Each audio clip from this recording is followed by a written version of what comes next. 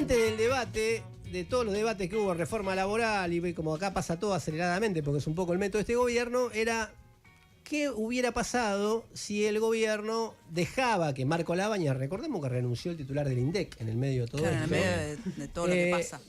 Implementaba la nueva fórmula como había prometido ya hace un par de meses. Cuando vino el resultado de la inflación de enero, decían, bueno, si en realidad implementaba la nueva fórmula, algunos decían daba menos.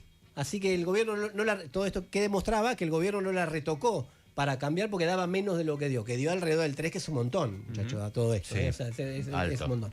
Sin embargo, también la habrá pensado en realidad, y eso nos va a explicar Pablo, que es para lo que viene. Pero, ¿qué pasó, Pablo? Bueno, el martes se conoció el dato de inflación de enero, fue 2,9 el dato, fue el nivel más alto en los últimos 9 meses desde mayo, que había marcado 1,5%, y hay una clara tendencia ascendente en la inflación en la Argentina. Bueno, como decías, el dato llegó envuelto en un escándalo político por la salida de Marco Labaña. ¿Cuál fue el motivo de la salida de Marco Labaña?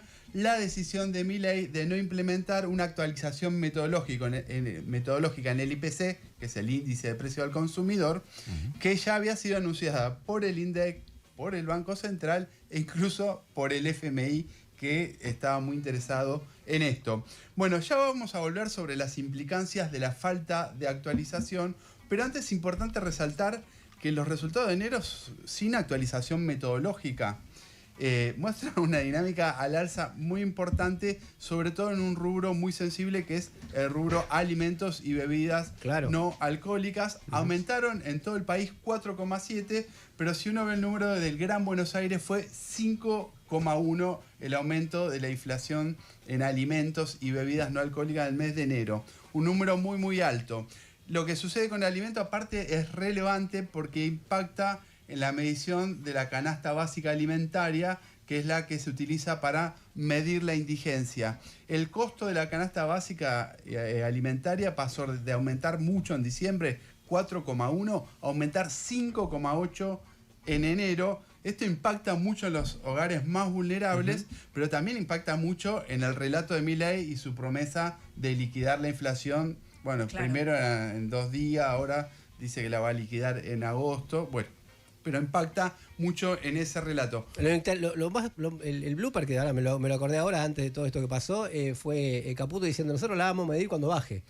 Bueno, ahora después voy a volver. Voy a tomar la fiebre cuando baje, pero bueno. Voy a hablar sobre los argumentos buenísimos de Caputo. Bueno, pero el problema de la no actualización metodológica, ¿cuál es? Actualmente la inflación se mide con una canasta de bienes y servicios del año 2004 que fue actualizada de manera híbrida en el año 2016 cuando se relanzó el IPC luego de la intervención de Guillermo Moreno. No incluye esa canasta híbrida, es híbrida porque se actualizaron, bueno, no importa, no algunas cosas.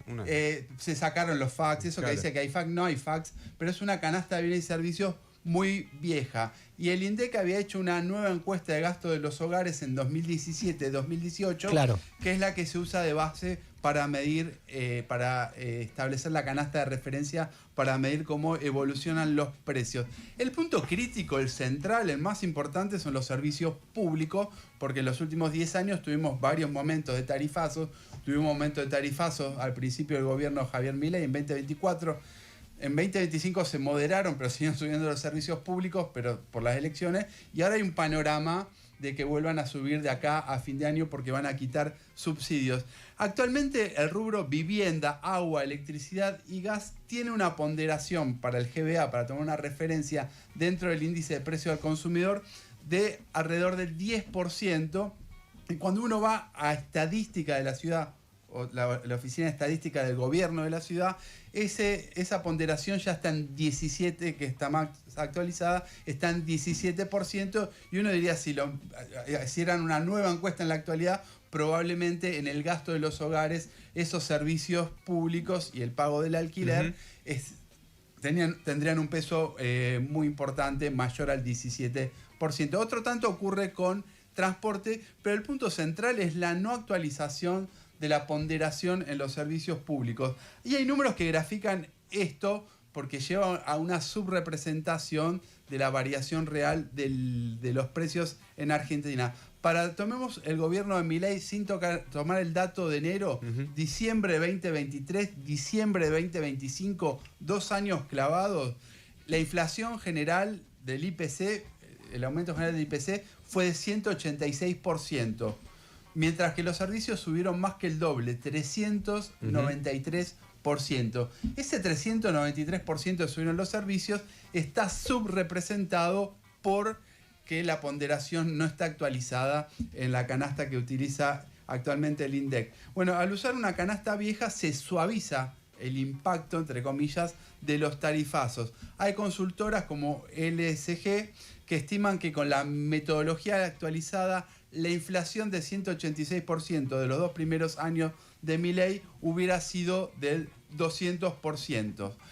Es cierto que en momentos como enero, donde aumentan mucho los alimentos, es probable que el número con la canasta desactualizada haya sido mayor que con una canasta actualizada. Claro. Porque los alimentos están aumentando mucho. El problema es hacia adelante. Bueno, excusas y realidad. El ministro Caputo argumentó que no se actualiza para sostener la comparabilidad y que se hará cuando la desinflación esté consolidada. Bueno, es un sinsentido técnico por donde se lo mire.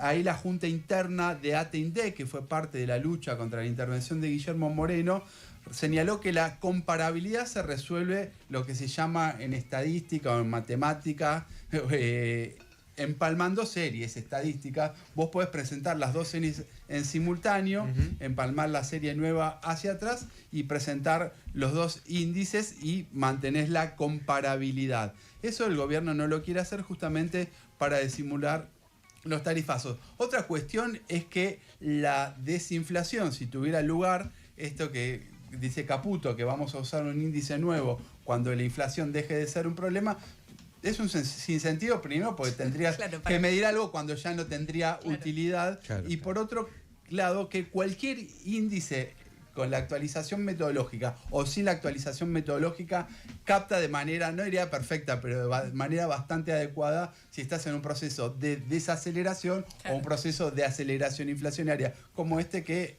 vemos, está desactualizado y sin embargo da cuenta de que hay una aceleración inflacionaria en los últimos 9 meses.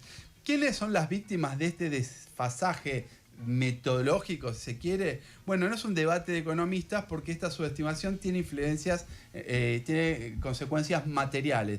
Por ejemplo, a los jubilados y a los beneficiarios de la asignación universal por hijo les hicieron una actualización, ya los mataron, perdieron mucho de poder de compra, pero incluso tuvieron una actualización de sus saberes, ¿no? Recuerden que se actualizan con la inflación de hace 2 meses, de 2 meses atrás, tuvieron una actualización de sus ingresos menor a la que les correspondía, es decir, les robaron. Después, los salarios tuvieron las paritarias una referencia inadecuada por la falta de actualización metodológica, incluso la medición de la pérdida de poder de compra del salario en el sector privado, en el sector público y en los informales está subestimada por la falta de actualización metodológica.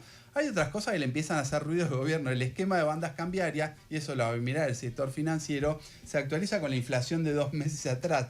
Y si esa inflación está subrepresentada, va a meter un ruido. Ni que decir que empieza a meter ruido en todo el sistema estadístico, porque el IPC se utiliza como insumo para otras mediciones dentro del sistema estadístico nacional. Bueno, ante todo esto es muy importante exigir la actualización metodológica, es lo que está haciendo la Junta Interna de ATE-INDEC, lo que están haciendo los técnicos, las trabajadoras y trabajadores del INDEC, pero también, como plantea la agrupación Marrón, que actúa ahí en el INDEC y fue parte de la lucha contra la intervención de Guillermo Moreno, es necesario que se establezca un debate sobre la necesidad de un organismo totalmente independiente de los gobiernos y que el INDEC esté en manos de los propios trabajadores, de los técnicos, apoyado por cuerpos de especialistas, por universidades y otros interesados usuarios de las estadísticas públicas. Cosa que terminaría con los Guillermo Moreno y similares de la vida. Digamos, exactamente, ¿no? Porque si bien es cierto que se puede establecer una distinción, no es lo mismo